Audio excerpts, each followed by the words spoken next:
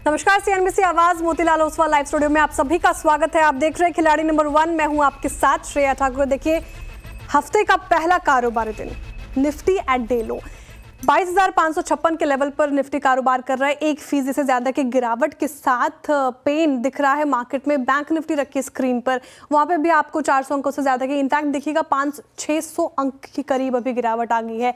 1.5% की गिरावट bank Nifty में 48,000 के करीब कारोबार करता हुआ।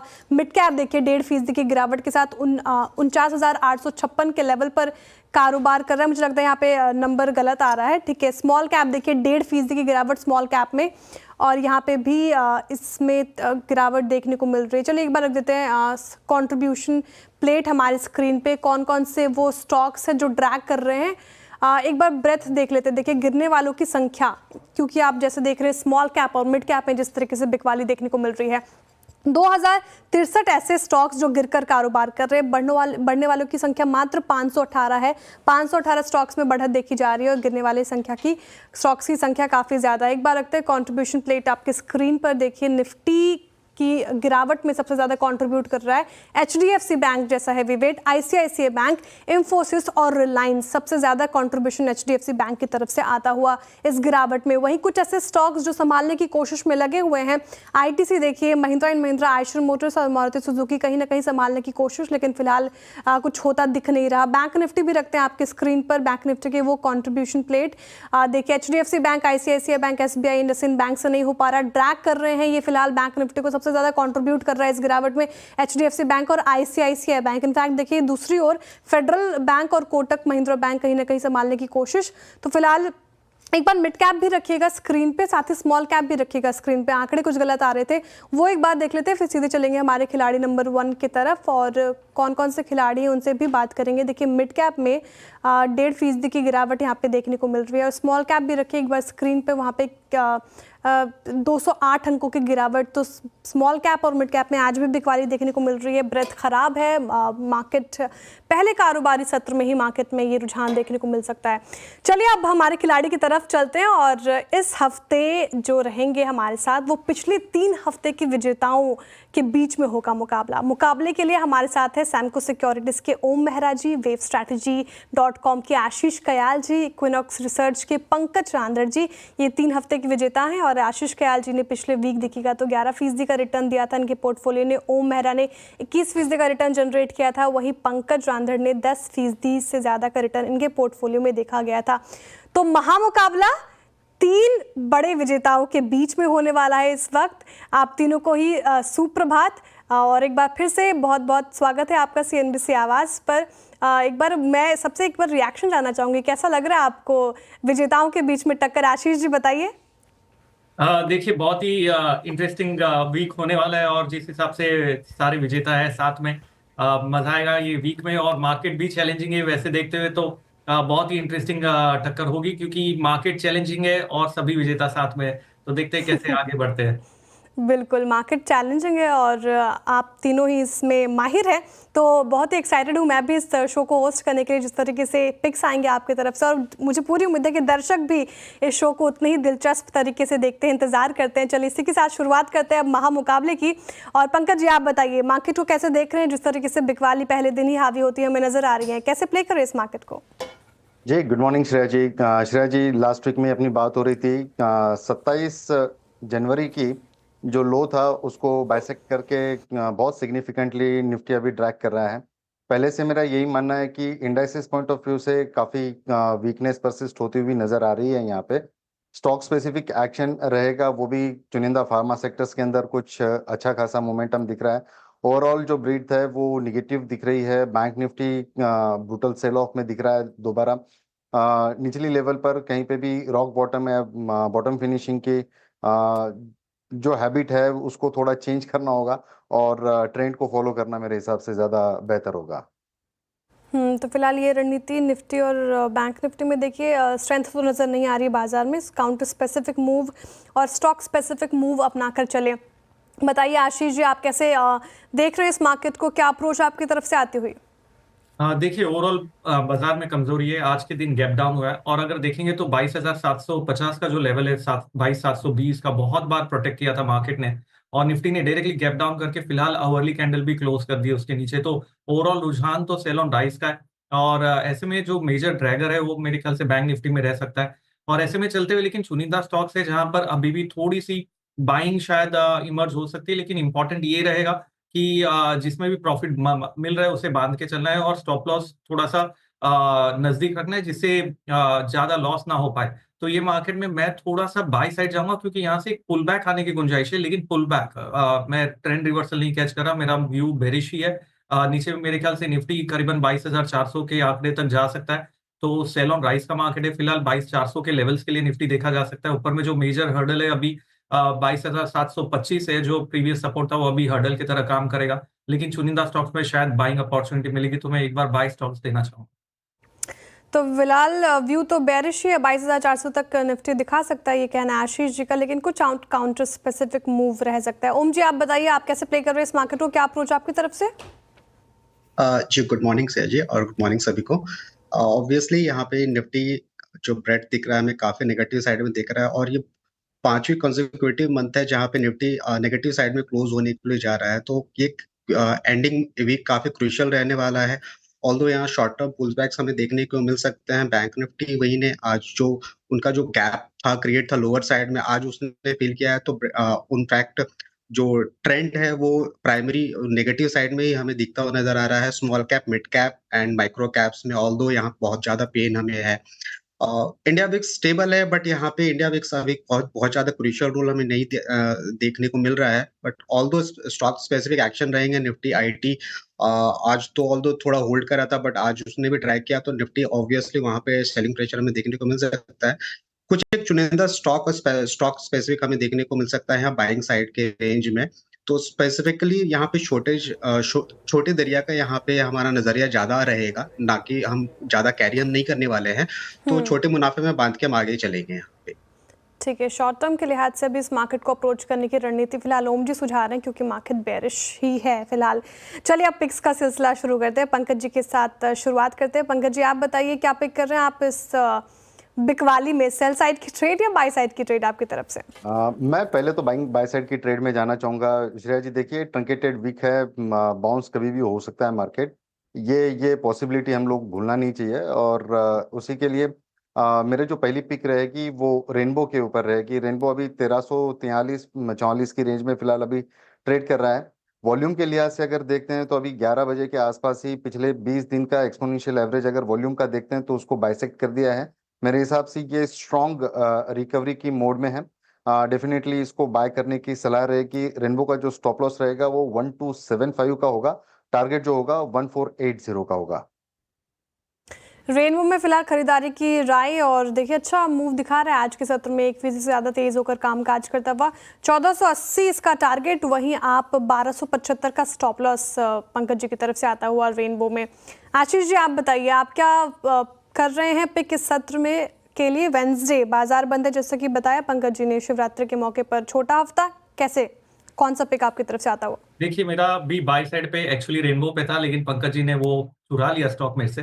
तो दूसरा स्टॉक जो मैं देना चाहूंगा वो है त्रिवेणी इंजीनियरिंग। यहाँ पर एक अच्छा खासा रिवर्सल आता हुआ नजर आ रहा है। प्रीवियस डे पे रिजेक्शन था और आज एक्सेप्टेंस है।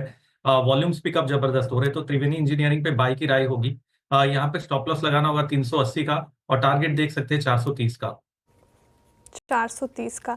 वैसे आशीष जी एक बात आपको पता नहीं है, देखिए पंकज जी आज बदला लेंगे।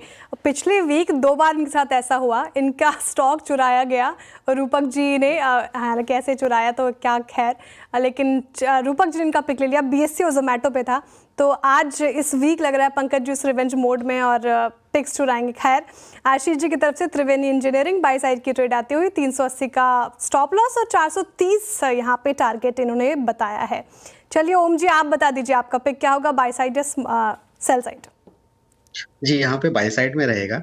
मेरे यहाँ पे पहला पिक है यहाँ पे एबीबी इंडिया। यहाँ पे जो करंट लेवल से यहाँ पे लोअर लेवल्स पे यहाँ पे थोड़ा रिबाउंड दिखा रहा है स्टॉक, और इसका स्टॉप लॉस हम रखेंगे 5150 का, और टारगेट रहेगा 5500। एबीबी इंडिया, इसमें भी अच्छी तेजी आज के सत्र में देखने को मिल रही है, आधा फीसदी से ज़्यादा तेज होकर कारोबार कर रहा है। ध्यान रखिए 5500 का टारगेट रखा गया है, स्टॉप लॉस 5150 का लगाकर चलना है। लगे हाथ ओम जी आपकी दूसरी पिक क्या होगी?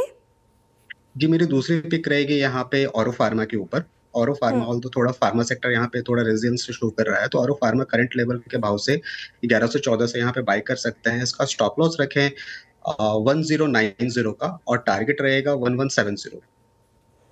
और फार्मा, देखिए फार्मा सेक्टर एक ऐसा सेक्टर है जिसमें अभी फिलहाल इन ग्रीन ट्रेड करता हुआ गिरते बाजार में और फार्मा में आपको बाई करना है। टारगेट 1170 के लिए, स्टॉप लॉस ध्यान रखिएगा 1090 का लगाकर चलना है। चलिए आशीष जी, अब मौका आपको देती हूँ आप बताइए क्या पिक करें, दूसरी पिक आपकी तरफ से। दूसरी पिक है देवयानी इंटरनेशनल पे। यहाँ पर एक अच्छा खासा बाउंस बैक देखा गया है और स्टॉक काफी स्ट्रॉन्ग अप ट्रेंड में है पिछले 3 से 4 दिन में। और यहाँ पर आज के दिन भी जब मार्केट लड़खड़ा रहा है, ये एक बुलिश कैंडल बना रहा है, तो ओवरऑल रिलेटिव आउट परफॉर्मेंस भी है। तो देवयानी इंटरनेशनल पे बाई की राय होगी। यहाँ पे स्टॉप लॉस लगाना होगा 174 का और टारगेट है 195 का।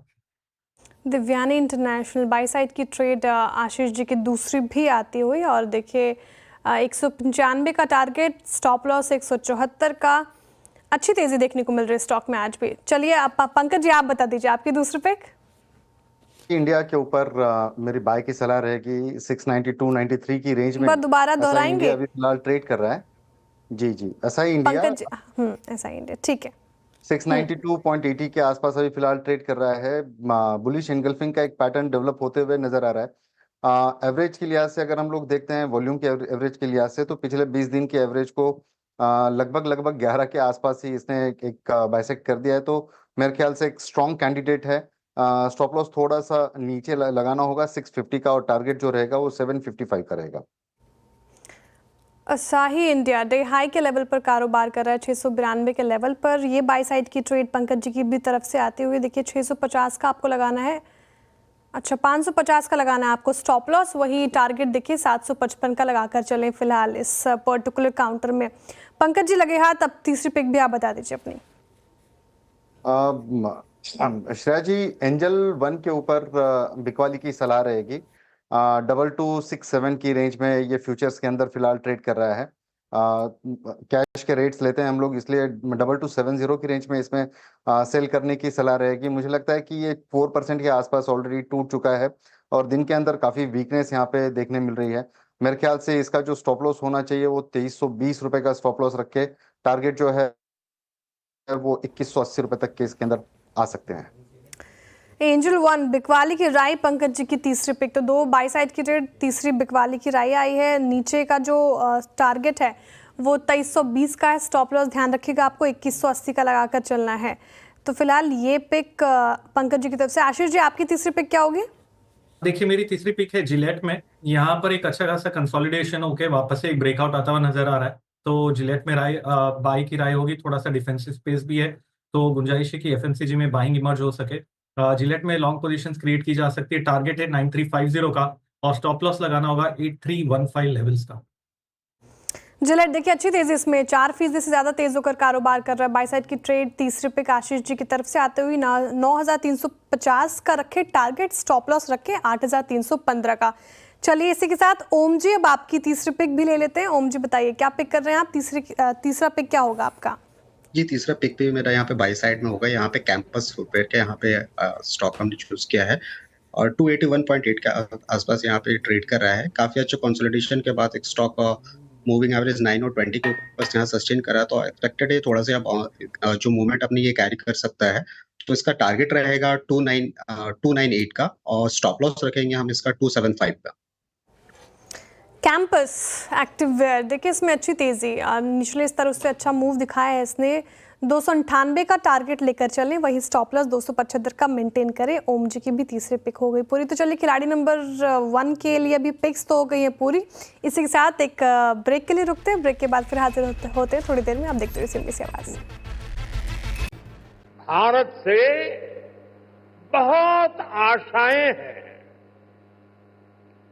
पिछले कुछ हफ्तों में जो कमेंट्स आए हैं वो भारत में हर इन्वेस्टर का उत्साह बढ़ाने वाले हैं। कुछ दिन पहले ही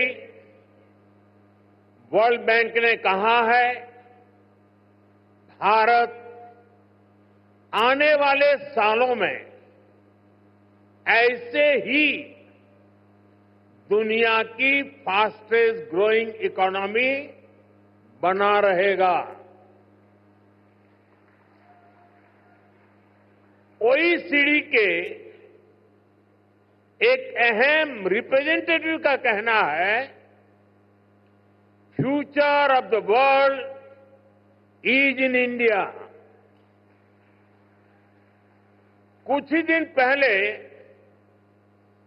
क्लाइमेट चेंज पर यूएन की एक संस्था ने भारत को सोलर पावर की सुपर पावर कहा था।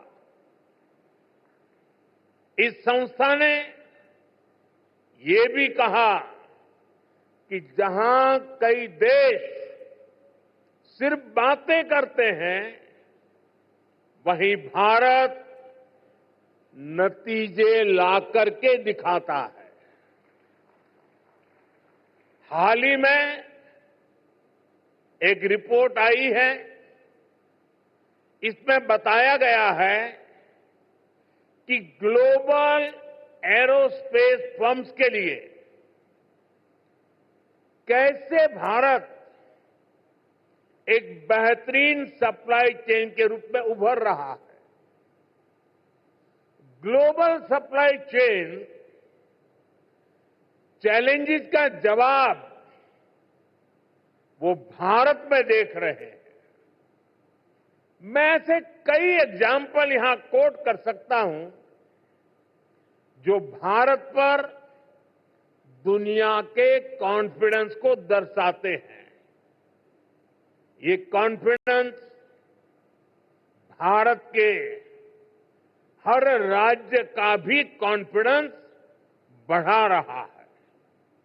और आज ये हम मध्य प्रदेश की इस ग्लोबल समिट में भी देख रहे हैं, महसूस कर रहे हैं। साथियों, मध्य प्रदेश पॉपुलेशन के हिसाब से भारत का 5th लार्जेस्ट स्टेट है। एमपी एग्रीकल्चर के मामले में भारत के टॉप के राज्यों में है। Welcome back. आप देख रहे हैं खिलाड़ी नंबर 1 सीएनबीसी आवाज पर। चलिए, वक्त हो चुका है शो के आखिरी सेगमेंट की तरफ मोड़ने का और फटाफट से मैं लेकर आती हूँ मुनाफा का मीटर। कौन से खिलाड़ी हफ्ते के पहले कारोबारी दिन में ही लीड ले चुके हैं, अभी आपकी स्क्रीन पर देखिए। आशीष कयाल जी ने लीड ले लिया है, लगभग 1.5% के करीब इनका पोर्टफोलियो रिटर्न देता हुआ।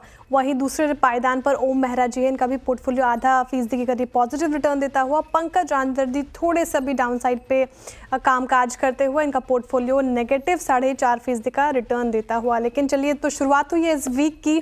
देखने वाली बात होगी कि हफ्ते के आखिरी कारोबारी दिन किसके सर सजता है खिलाड़ी नंबर 1 का ताज। फिलहाल इस शो से इतना ही, दीजिए इजाजत। अब सीधे मुलाकात होगी कमाई का अड्डा में, तब तक आप देखते रहिए सीएनबीसी आवाज़।